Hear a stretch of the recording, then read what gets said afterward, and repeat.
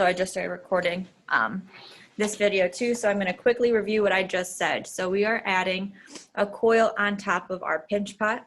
You're going to take a piece of your clay off of your big slab of clay, and it doesn't need to be that big, but keep this out just in case your coil isn't long enough and you want to add a little bit more.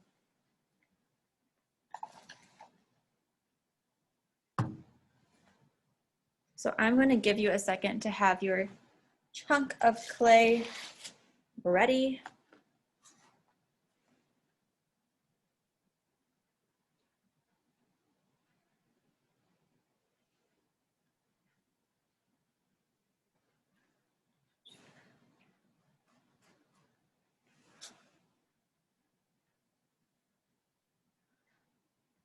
So I'm going through and I'm looking at some of your pinch pots. For the most part, they look fantastic. Just one of the big things that we want to be careful of is the thickness of our walls. So this is the base of our project, the bottom, and the walls are anything coming up off of that. You want it to be, like if you hold your pinky up to the side of it, you want it to be about that width. That's going to be about 1/4 inch thick. And you want the bottom to be the same width too. So one way to measure that is with your needle tool. So if you place your project on the table and you stick your needle tool through the bottom, you can put your finger right at the base of that and pull it up. And where like your nail is, that is how big your project is on the bottom. And you can always just take your finger and smooth that hole back up. So I see that mine is a little bit too thick, so I can take my thumb and I can press it out a little bit so I can smooth it a little bit more. But we are going to make this taller because with the pinch pot, it's hard to get a lot of height on there just by making one ball of clay. So we are going to make a coil out of extra clay that we have, and we're going to attach it to the top. So first, we're going to set our pinch pot aside, and you're going to take the ball of clay that you just chopped off of your big chunk. So if you have ever worked with Play-Doh, you're going to be a master at making coils. So you can roll it on the table. You can use both hands to roll it out like this. You can hold it in between your hands and roll it like this. Your goal with this is so that to make your coil just a tiny bit bigger than the rim of your pot, than the walls of your pinch pot.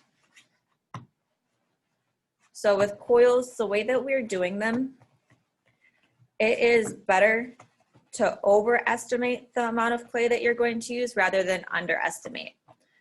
So right now it looks like my coil is going to be very long in comparison to my pinch pot. That is fine because when I lay it on, I can always chop some clay off. It's harder to add more clay on.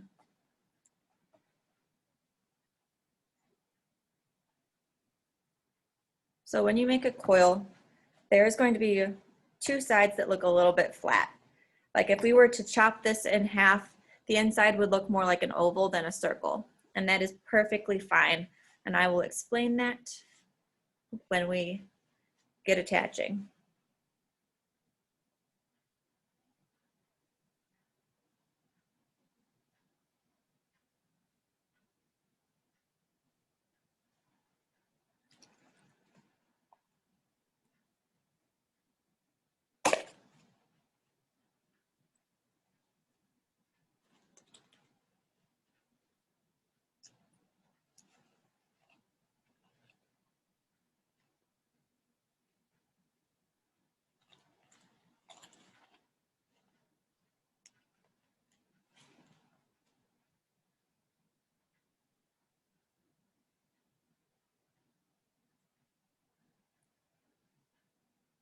So to attach, you will need your slip, and you will need, if you don't want to use your fingers to apply the slip, your paintbrush, and you'll also need your needle tool.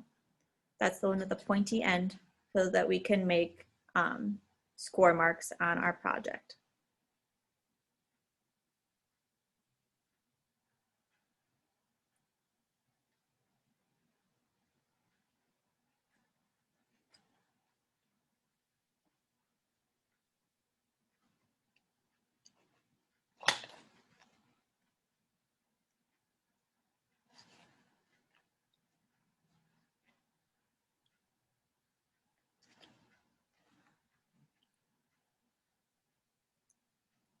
So now we're going to be attaching it. So I made my coil very long in comparison to my pot itself. But we will figure that out, and I'll show you how to trim that or add on more when we get there. So we're going to slip and score. Slip and score is something that connects our clay project to our pinch pot, and it makes sure that it doesn't fall off. So we need to make little marks on the rim of our project with our needle tool. You're just touching the surface with this. You don't need to dig in too deep. I do have scoring tools here, but they did not come in soon enough. So unfortunately you don't have those, but you need to make marks going in either way. And right now we're just doing the ones that are on our pinch pot themselves.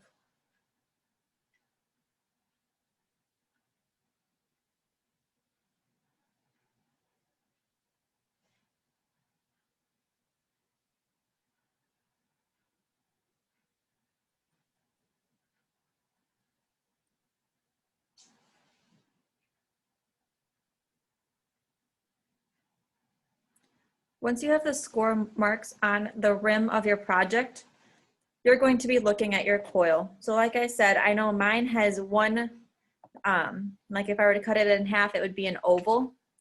So it is more flat on like this side, but that side it's thicker. Since this is adding height to our project, we want the long side to be up. So I would put it on my project like this. I would not put it on my project like this. That would be way too big. The side that you are going to attach to your project, you also need to score. So you're going to go along the side of your coil and you're going to be adding score marks with your needle tool.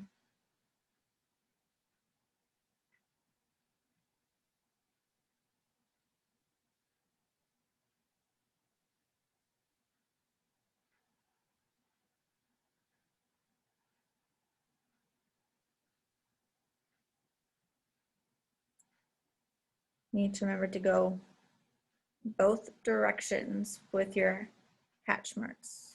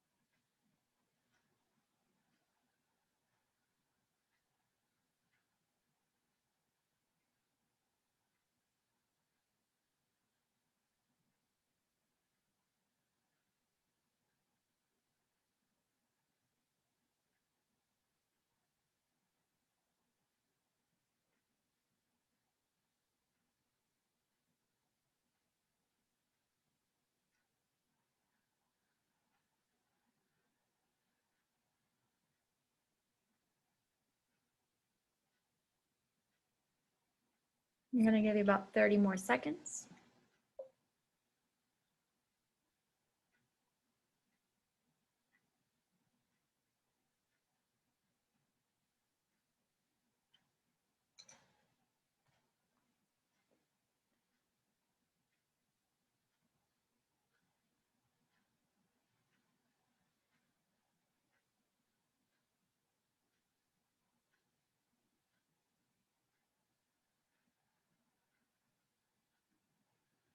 So to attach your coil to your project, we have scored and now we need to slip. So if your slip is still chunky, mine is too. It just needs time to combine a little bit better. So I saw that mine had a lot of liquid left on top. So I added a little bit more clay to mine. and it's getting a little bit thicker consistency, but it's still not there yet. Slip takes a while to get into the right stage. But if you have water that's a little bit thicker,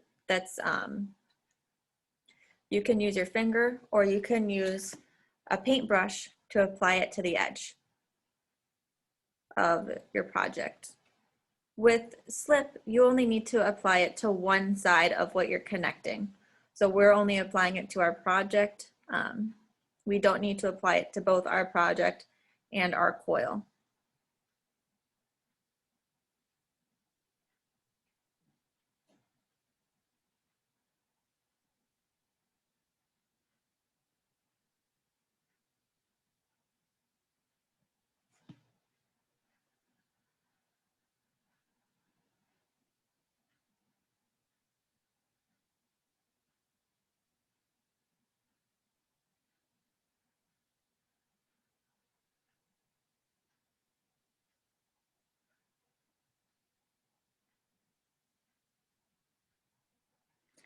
So to add our coil on, we are going to lay it along the top of our project. Now this is where I said it's easier to make it longer than to make it shorter, because right where I know that my coil meets the beginning of it, I can pinch it, or you can chop it off with your needle tool and it will be about the same size.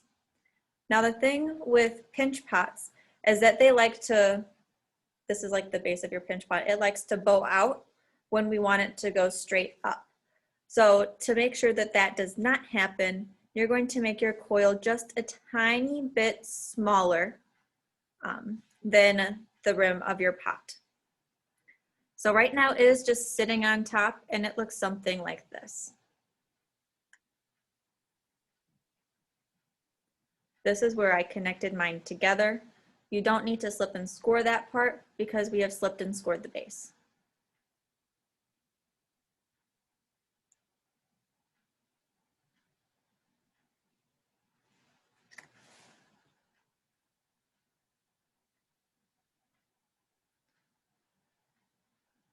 So there are going to be two ways to smooth out the space between your coil and your project.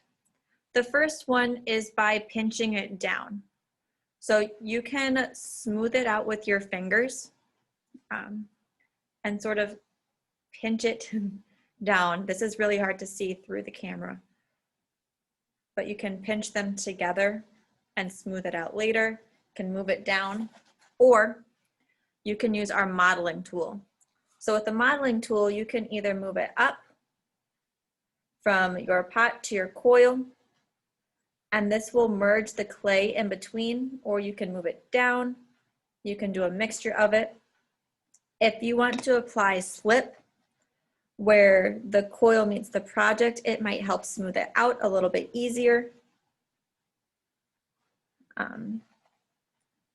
And right now we're just worried about the two pieces becoming one. We aren't worried about any extra clay that's coming off, and we aren't worried about finger marks or our pots being perfect.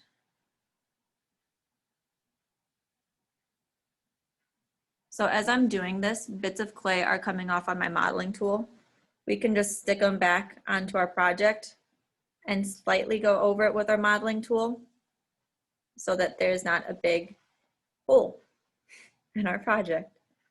You're using slight pressure. You're not using heavy pressure. If you use heavy pressure, then you might poke a hole in your project, and that would not be good.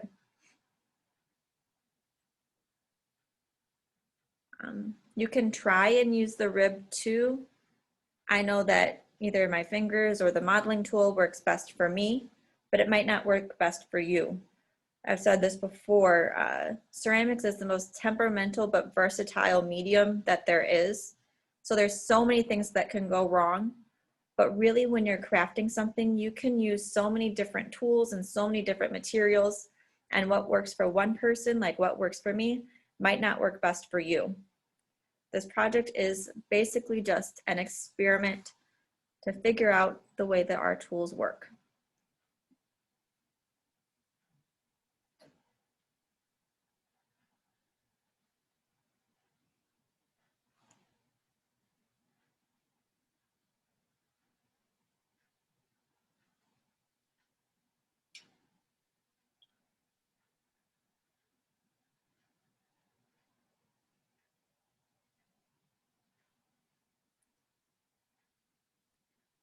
At this point, if you think that you might want to redo your pinch pot, you can destroy it, because I just want to teach you how to put it on. I don't want you to spend all of the time merging the two pieces together and then you end up destroying it. So if you would like to just completely redo it, you think I can do this better a second time, now would be the time to smush it.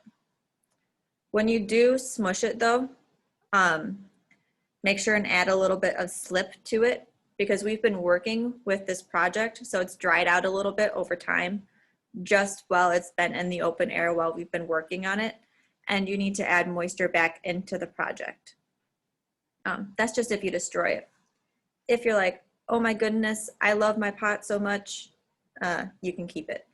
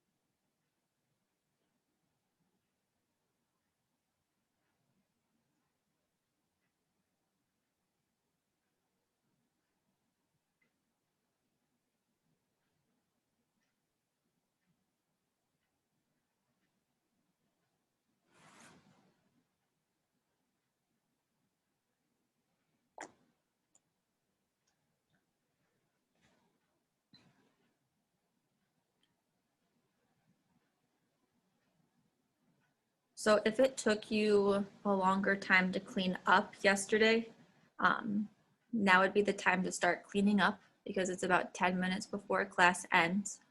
But if you were just like sitting in between classes and you're like, I could have spent a little bit more time on my project, I want you to keep working on it.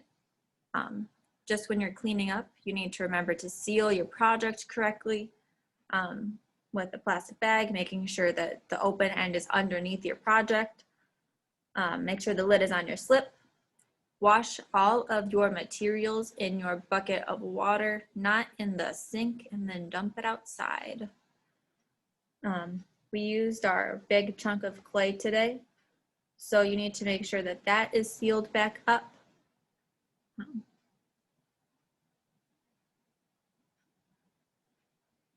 And we are not going to be working on this project tomorrow. I'm going to be introducing you to the, what we're actually going to be turning this into. So I'm going to be going through the rubric, and we're going to be going through the planning process of creating something in ceramics. So you won't need your kits ready tomorrow. But if you get your plan done, then you will need them on Friday.